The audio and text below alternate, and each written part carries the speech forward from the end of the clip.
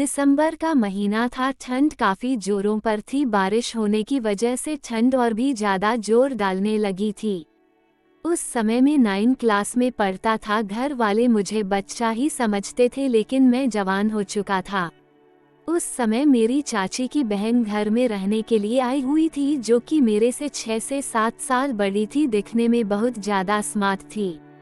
उसको देखकर मेरे अंदर हलचल महसूस होती थी। वह भी मुझे एक बच्चा ही समझती थी। उसको मालूम नहीं था कि मैं अब बड़ा हो चुका हूँ। ठंड काफ़ी ज़्यादा होने के कारण मेरी चाची ने बोला कि काजल, तुम अमन के साथ एक ही चारपाई पर सो जाओ।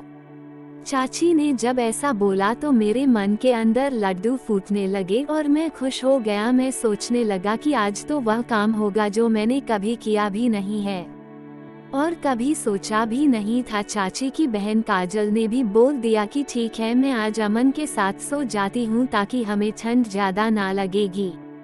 वो मुझे एक बच्चा ही समझती थी, क्योंकि उसके दिमाग में मेरे प्रति कोई भी गलत भावना नहीं थी। रात के 9 बज चुके थे। मेरी मम्मी ने बोला कि चलो अब सब सो जाते हैं, लेकिन उसी टाइम लाइट चली गई, जिस कारण बिस्तर करने में काफ़ी देर हो गई। मैं चाह रहा था कि जल्दी से जल्दी मैं काजल के साथ सो जाऊं। कुछ देर बाद घर वालों ने बिस्तर लगा दिया और मैं बिस्तर के ऊपर लेट गया। कुछ ही देर बाद काजल भी सोने के लिए मेरे साथ आ गई। उसने बोला कि चलो अमन, अब हम सो जाते हैं। फिर हम दोनों एक साथ सो गए। कमरे में काफी अंधेरा था, किसी को कुछ भी दिखाई नहीं दे रहा था और मुझे लग रहा था कि यही मौका है कुछ करने का। फिर मैं काजल के साथ चिपकने लगा। काजल ने मुझे बोला कि अमन, आपको ठंड लग रही है? मैंने बोला जी, मुझे बहुत ज्यादा ठंडी लग रही है। कुछ देर बाद काजल सो गई, लेकिन मुझे नींद नहीं आ रही थी, क्योंकि मैं उसके साथ सोया हुआ था और कुछ करना चाहता था।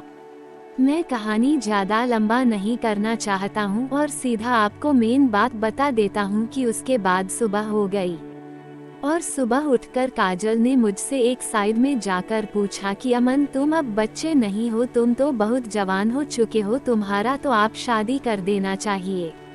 मैं शर्मा गया और उसके सामने कुछ भी नहीं बोला। ये बात मैं आज भी सोचता हूँ तो मुझे बहुत ज़्यादा शर्म आ जाती है।